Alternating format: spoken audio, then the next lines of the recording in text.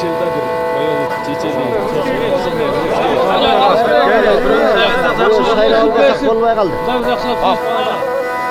Болду, токтоткула. Биз минтип отурсак, чогулушубуздун пайдасы чыкпайт. Силер ишенген, силер колдогон бир эр жигит керек. Мына Мырза чынында эле биздин эр жигиттердин бири. Мен да даярмын. Мен да колман келет.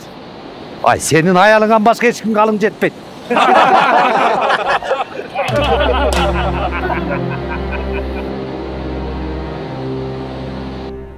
Эмне муногу уя?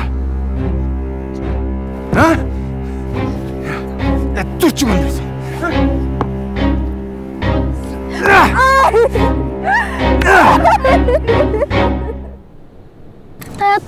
Атам апамды саат. Не?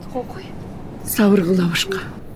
Сабырдуулук ага жарашпайт. Бир жолу эскерткем. Түшүнбөптүр.